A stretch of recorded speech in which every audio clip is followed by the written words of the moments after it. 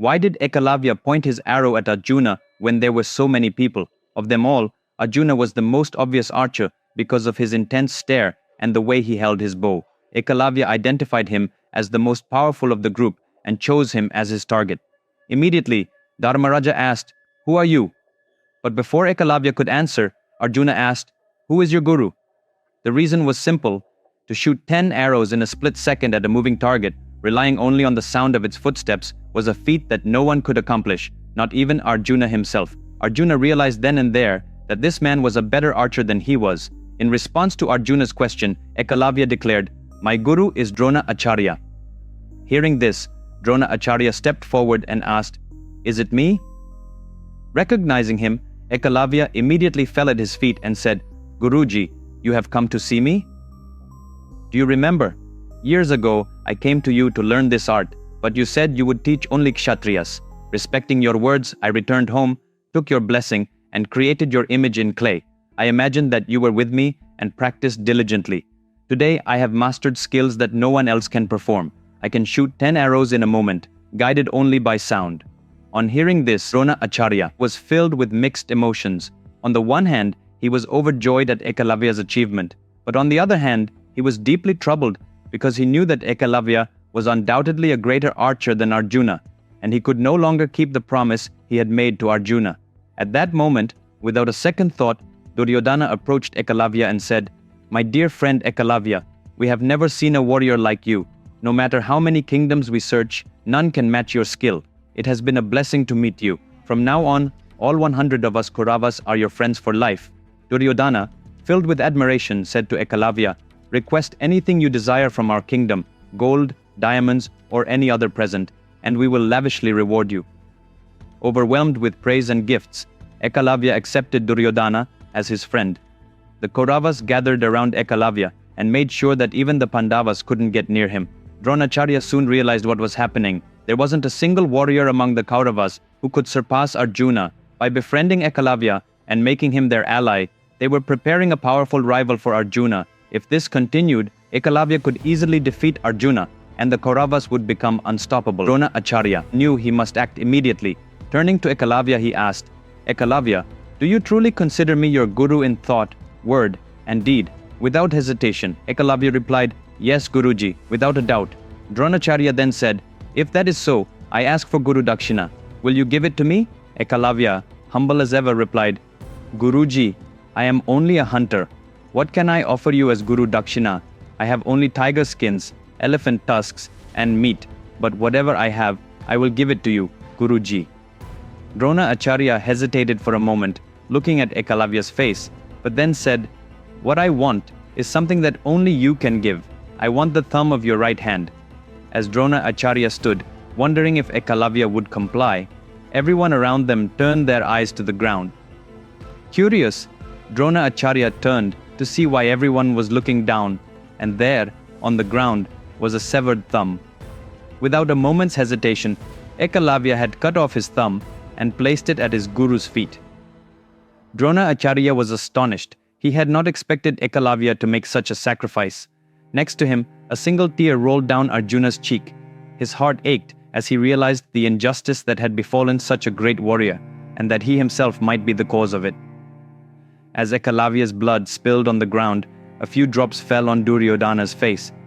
Although Ekalavya had only severed his thumb, it felt to Duryodhana as if his own throat had been cut. Having finally seized the rare opportunity, Dronacharya felt that he had failed to make the most of it. He thought to himself, "I may never get another chance like this in my lifetime. If it comes again, I will do whatever it takes to protect it, even if it means giving away my gold, my gifts, my kingdom, or even my life."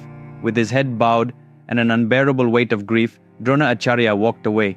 Friends, can a single story be so captivating that it makes one forget his entire life? Would you believe me if I told you that just reading this story to your children could teach them the values they need in life? Would you believe that no matter what challenges you face now or in the future, the solution can be found by reading just one story? Yes, it's possible. It's all possible with the greatest epic ever told in the history of mankind, the Mahabharata. This story is 100 times bigger than any blockbuster movie. That's a promise. The complete Mahabharata, written in the words of Vikramaditya, is available as a 2-part book and as an ebook on Amazon and 43 other online stores. It is published in 54 languages around the world. Links are provided in the description below this video. Order it now, because this isn't just a book, it's a library for your life. Meanwhile, Arjuna went to Dronacharya and asked, "Acharya, did you do all this for me?" Dronacharya replied, "I did it for Dharma, Arjuna," and walked away. Arjuna sat alone at the edge of a nearby pond, lost in thought as night fell. Nakula and Sahadeva approached him and asked, "Arjuna, why are you so upset?" Arjuna replied, "I cannot accept that I am considered great just because Ekalavya lost his thumb. I am not greater than Ekalavya. The truth is that I have become great only because Ekalavya is no longer here to challenge me. Ekalavya could shoot arrows just by hearing sound. In order to surpass Ekalavya and truly become greater than him, I must surpass myself. I must learn an even greater skill. Nakula, Sahadeva, I will not only rely on sound, but I will train myself to shoot arrows in complete darkness. If I can do this, I will undoubtedly be the greatest warrior," Arjuna declared. Determined, he began practicing archery in the dark, relying only on sound. His perfection reached such a level that when Nakula and Sahadeva threw handfuls of berries in the air, Arjuna's arrows struck each one before it hit the ground, splitting it in two. That was the level of mastery he had attained. One day, Arjuna went to Dronacharya to demonstrate his skill. After demonstrating his newfound ability, he knelt down with folded hands and said, "Guruji, it is because of you that I have been able to achieve this. Even though you did not teach Ekalavya, you asked him for Guru Dakshina. Though you taught us so much, you never asked for anything in return. I'm willing to give anything you ask for." When Dronacharya heard this, he slapped Arjuna hard on the chest, threw a sword in front of him, and said, "Pick up this sword and fight me." Arjuna was stunned. "Guruji, how can I raise a sword against you? You are my teacher. I can never do such a thing."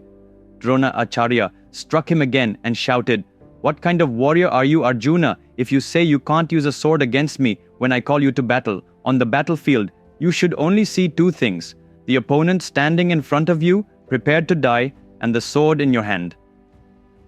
"Arjuna, you and I will be called to war on the battlefield one day. On that day, you must fight me like a true warrior, like a true disciple of Dronacharya, and you must defeat me. That will be your Guru Dakshina.